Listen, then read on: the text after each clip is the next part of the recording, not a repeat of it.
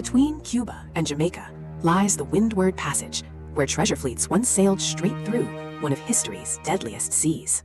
From Cuba to Puerto Rico, the Caribbean islands form a broken necklace of coves, reefs, and perfect pirate hiding places. On old maps, the sea looks simple. In reality, every channel could hide a hunter waiting for gold. Every Spanish galleon sailing home crossed waters like these, carrying silver, pearls, and the wealth of empires. Merchant ships moved sugar, tobacco, and indigo through the Caribbean, heavy with cargo and frighteningly easy to chase. Hidden coves like this gave pirates everything they needed: cover, fresh water, and a place to vanish. A fast sloop could slip behind an island in minutes, then reappear under a different flag tomorrow. Seen from above, the Caribbean was not open ocean. It was a maze built for ambush. Every pirate voyage began with a lookout, scanning the horizon for sails, smoke, and the shape of profit. To a merchant crew, a dark silhouette on the horizon often meant panic, surrender, or death. In Europe, peace was signed with ink and wax. In the Caribbean, peace created thousands of desperate sailors. When the war ended, trained naval men were dumped ashore with no wages, no work, and no future. In taverns across the Atlantic world, hungry sailors made the same decision. Keep sailing, just not for kings. Caribbean ports overflowed with wealth, forced labor, and opportunity, creating exactly the world piracy needed to thrive. These men already knew war at sea, from loading cannons fast to surviving battle in smoke and splinters. They could read the stars, judge the wind, and cross oceans with almost nothing but instinct and training. And once they turned outlaw, those same skills made them terrifyingly effective against slower civilian ships. Nassau rose as a pirate stronghold where outlaw crews found anchorage, supplies, rumor, and dangerous freedom. In places like Tortuga, legality meant little. Gold, gunpowder, and nerve mattered far more. Port Royal rebuilt, but its reputation remained, a place where empire, vice, and piracy mixed freely. Pirate captains did not dream small. They studied routes, winds, and weak points in the world's richest trade. Merchant convoys offered protection, but every extra ship also meant more cargo and more chances for attack. The ideal pirate ship could overtake a merchantman quickly before help arrived or weather changed. But when a Navy frigate appeared, that same pirate ship needed speed enough to escape alive. Most pirate careers began modestly, often aboard a stolen sloop, fishing boat, or light coastal trader.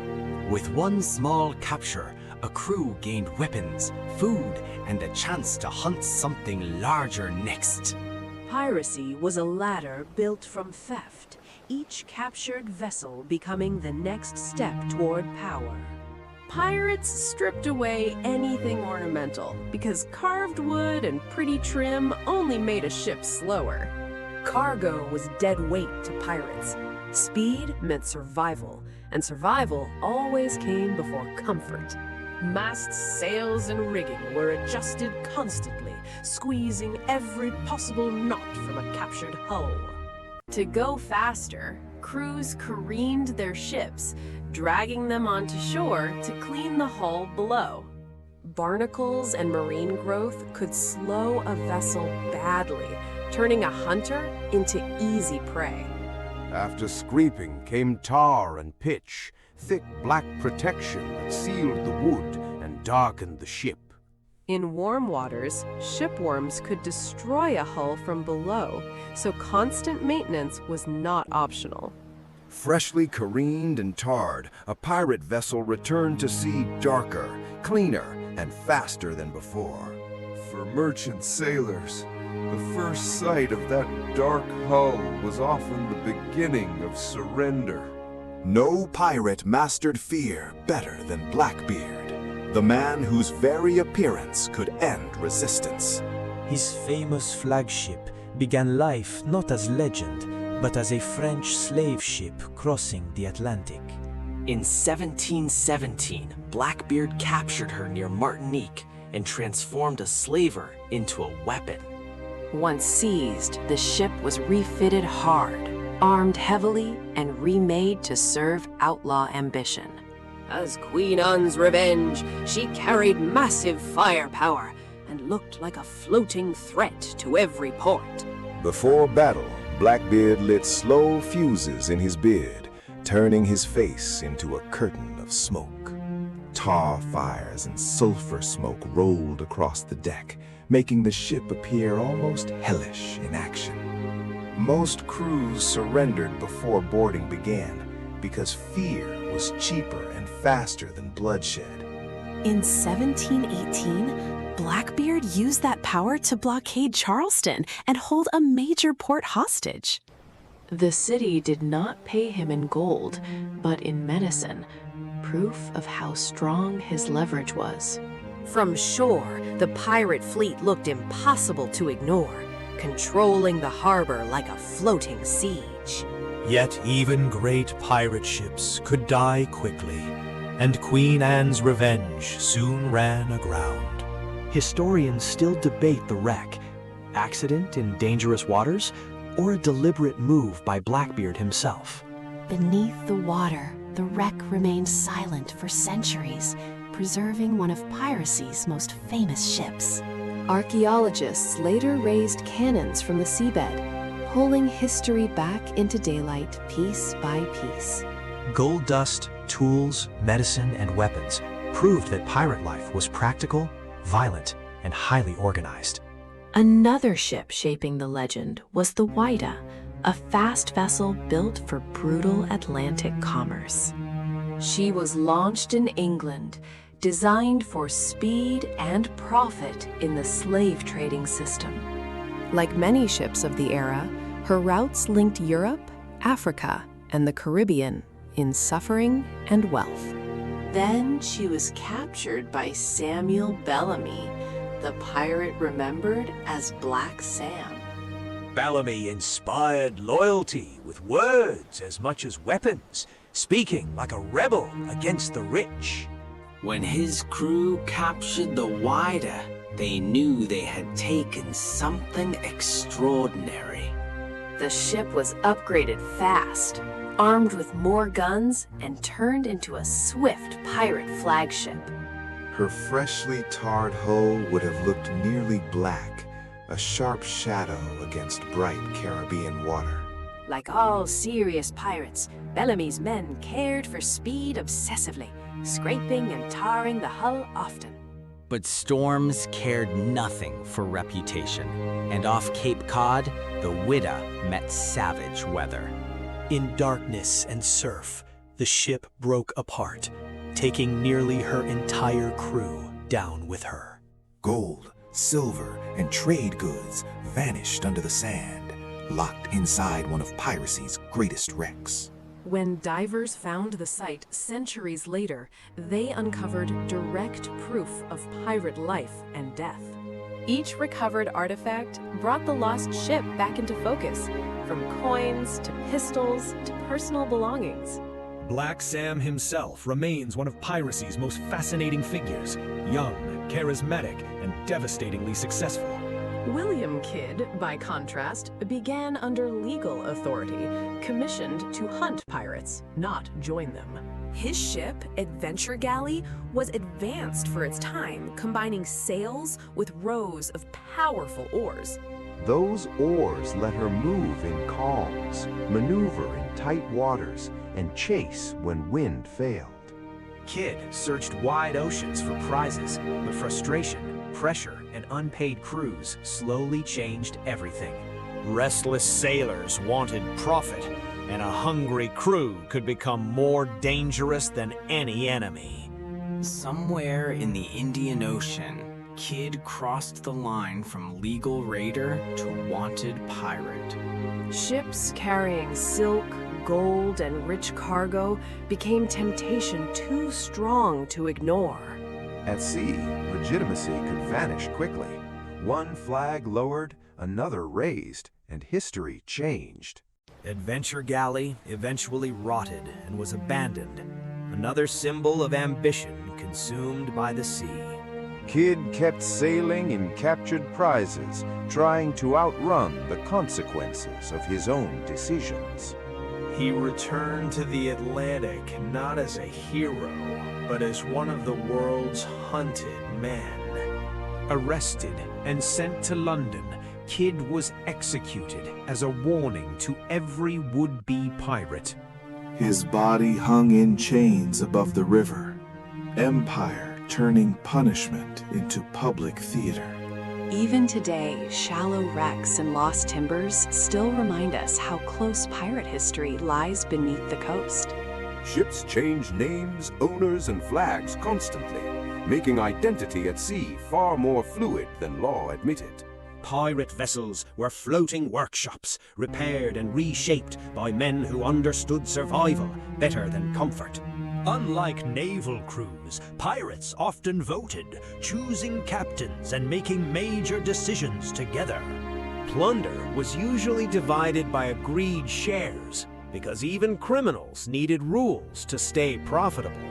Some pirate articles even promised compensation for injury, a brutal form of shipboard fairness.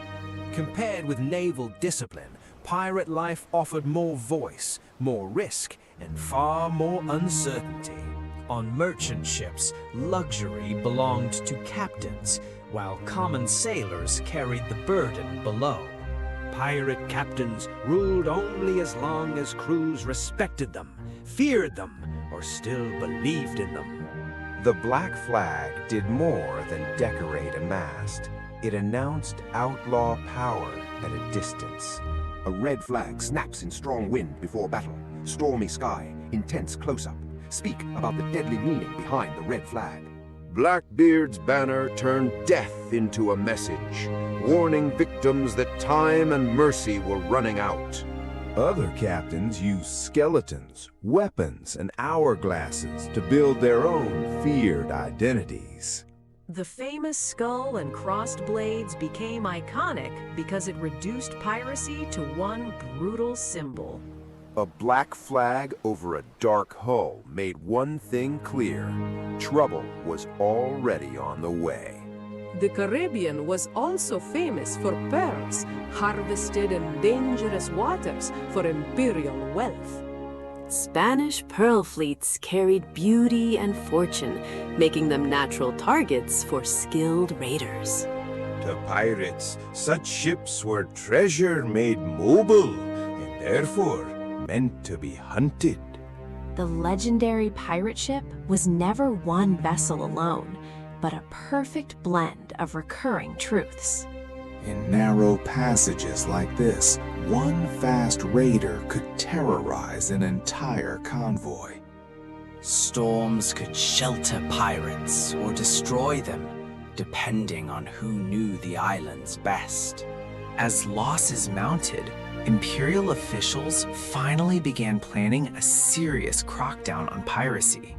Woodes Rogers arrived in Nassau with pardons, warships, and orders to restore royal control. For many pirates, the choice became painfully clear: surrender now or die hunted later. Some accepted the king's mercy, others chose the sea one last time. Royal Navy patrols tightened across the Caribbean, shrinking the space where pirate republics could survive. Blackbeard finally fell in battle, fighting hard even after his legend had already spread everywhere. After the smoke cleared, captured trophies proved that even the most feared pirate could be stopped. Bartholomew Roberts, another giant of the age, also died under gunfire as Empire struck back. Calico Jack's end came not in glory, but in capture, trial, and execution. Gallows on colonial waterfronts became messages as clear as any pirate flag had been. Abandoned pirate ships slowly rotted where they were left, their rebellion fading into mangroves and mud. Others were burned, scuttled, or broken for timber, erased so they could never sail again. Underwater, cannons settled into coral and sand, where silence replaced smoke and shouting. Modern conservators handle those remains carefully, preserving traces of a world once thought exaggerated by legend. From scattered timbers, historians can reconstruct entire ships and understand how pirates really operated. Many pirate flagships began as slave ships, tying piracy directly to the darkest systems of empire. Sugar wealth was built on forced labor, and every cargo ship carried that violence with it. Tobacco, indigo, rum, and dyewoods moved constantly through Caribbean ports, feeding a global market. Smugglers, informants, and corrupt traders often helped pirates more than governments ever admitted. At anchor under moonlight, a pirate ship could look peaceful, almost innocent, until dawn proved otherwise. In first light, the tarred hull gleamed darkly, practical maintenance becoming a symbol of fear. Sailors spent endless hours repairing canvas because speed depended on every seam holding firm. During battle, even boys carried powder, turning war at sea into dangerous routine. Life aboard was not constant fighting. Cooking, cleaning, and waiting filled most pirate days. When battle came, the surgeon worked below deck, where pain, blood, and crude tools decided survival. After storms, crews repaired rigging fast because a crippled ship invited pursuit and disaster. Shallow reefs were a pirate ally, letting lighter vessels outrun larger warships with ease. A Navy captain might see his prey clearly, yet still be unable to follow. Mangrove channels and hidden inlets gave pirates escape routes no official chart could fully reveal. Every voyage also meant families waiting ashore, knowing ships could vanish and never return. Far away in London, merchants counted losses and learned that piracy could wreck fortunes from across an ocean. Stories of pirate attacks spread through print and rumor, enlarging fear far beyond each actual raid. In taverns, sailors traded names, routes, and warnings, building legends one frightened conversation at a time. To children in port towns, pirate ships inspired both terror and wonder from the same horizon. A dark hull sliding through fog felt supernatural, even when built from ordinary wood, tar, and skill. Real pirates kept sails battle-ready because speed mattered more than the dramatic look later fiction preferred. Compared with merchants, pirate refits looked stripped and severe, every change made for performance over beauty. Gun ports were widened and altered so captured ships could hit harder when the moment came. Pirates balanced speed and firepower carefully, knowing too many guns could make a hunter sluggish. Powder, muskets, and shot had to be checked constantly. Terror worked best when backed by readiness. Pirate decks were crowded places, packed with men whose numbers alone could force surrender. Between danger and boredom, gambling helped pass the long hours of waiting at sea. After battle, decks had to be cleaned quickly, because smoke, splinters, and blood never lasted long on board. Careening camps on remote beaches became temporary shipyards where pirate fleets restored their strength. Water, firewood, and food were as valuable as treasure, and every resupply stop mattered. When a dark sail appeared, merchant captains had minutes to decide between pride and survival. A controlled surrender could spare lives, even while cargo disappeared into pirate hands. Captured sailors were sometimes offered a choice: join the crew or leave stripped of wages. Navigation tools mattered enormously. because the fastest ship still needed a captain who knew where to hide. Night chases were terrifying, with moonlight, spray, and distance making every judgment uncertain. In calm seas, crews improvised constantly, towing, rowing, or drifting until the wind returned. Heavy merchantmen suffered in light wind, while lighter raiders kept closing the gap. At sunrise, rigging cut across the sky like a web, framing the beauty and danger together. A leaking hull could kill as surely as a broadside, so every hand might end up pumping. Powder smoke transformed battlefields at sea into shifting walls of noise, heat, and blindness. Boarding gear waited ready, because once ships closed, the fight became brutally personal. Pirate captains studied coastlines carefully, choosing anchorages, escape routes, and ambush points with care.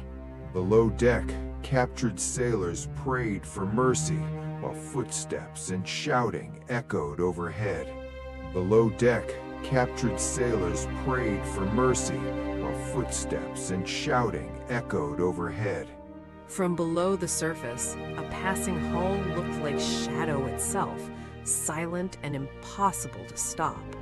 Today, sea life drifts through wrecked timbers where fear once ruled entire horizons. A coin, a pistol, a timber fragment. Archaeology turns objects back into human stories. Even reflected in water, the black flag carried one unmistakable promise: surrender or suffer. Near the Windward Passage, a pirate ship could emerge from haze with terrifying speed. Spanish treasure convoys tried to stay organized, but wealth on water always attracted predators. Silver bars and locked chests made every galleon rich enough to risk blood for. One cry from the lookout could transform a quiet deck into sudden violence and purpose. Lines were hauled hard, sails tightened, and every knot of speed demanded from the ship. A ship's bell in alarm cut through the wind, telling all hands that the hunt had begun. Lightning could silhouette a raider beautifully, but storms remained every sailor's most honest enemy. Around map tables, pirate raids began as calculations of wind, distance, and vulnerable routes. Small forts often watched helplessly as pirate vessels struck just beyond cannon range. A sudden turn could throw cargo loose, reminding crews how unstable life at sea truly was. When men died, burial at sea came quickly, solemnly, and without the comfort of land. Yet even pirates needed music, and calm evenings sometimes carried fiddles across dark water. Rain streaking down a tarred hull gave the ship an even darker, colder appearance. Boiling tar was ugly, smoky work, but it helped create the very image pirates became known for. Every rope, pin, and weathered timber tells the story of a ship built for hard use. Royal pardons were read aloud like lifelines, though trust in imperial mercy remained dangerously thin. Some men accepted pardon, others chose outlaw freedom and sailed back into history's shadows. Hidden caves and beach caches helped pirates store loot far from official eyes. Stolen goods moved quietly at night, proving piracy depended on secret trade as much as violence. For families ashore, pirate attacks were not romance. They were grief, debt, and sudden silence. Naval service promised order, but many sailors knew that order often meant hunger and brutal discipline. Pirate crews punished theft among themselves harshly because internal trust mattered to survival. Even crude compensation systems showed that pirate ships functioned by rules, not chaos alone. On the helm, steady hands meant everything when wind, reef, and enemy all closed in together. From the quarterdeck, every order had to travel fast, or confusion could lose the chase. A warning shot across the bow often decided a battle before it truly began. Once alongside, the pirate ship's guns and numbers made resistance feel almost pointless. Prisoners were moved carefully, because even after surrender, fear and violence still hung close.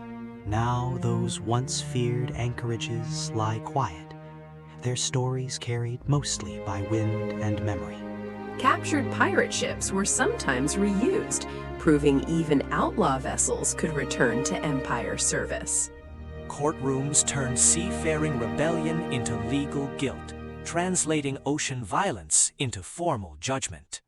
Execution platforms and iron chains were Empire's answer to the freedom pirates once claimed. After battle or wreck, the sea scattered wood and memory alike across miles of current. Later generations read pirate stories by candlelight, turning fearsome criminals into enduring adventure. Novels and paintings enlarged the myth, but they borrowed heavily from real ships and real seas. The legendary dark pirate ship is best understood as a composite born from many true vessels. In the end, the Black Pearl idea came from ships exactly like these: fast, dark, and feared. To a merchant crew, that black hull on open water meant your fate was closing quickly. Rows of loaded cannons were often enough. Pirates preferred surrender over costly battle whenever possible. If victims struck their colors early, some pirate crews spared lives and took only cargo.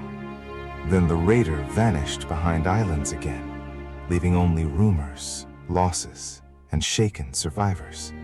Wrecks on the seafloor still carry the ghost shapes of ships that once ruled these waters. Even an empty moonlit sea can feel haunted when you know what once sailed here. By the mid-1720s, the Golden Age was ending, but its image never truly disappeared. Tarred wood, salt, iron, and canvas became the physical language of pirate legend. And across the Caribbean, history still whispers that the Black Pearl was never just fiction.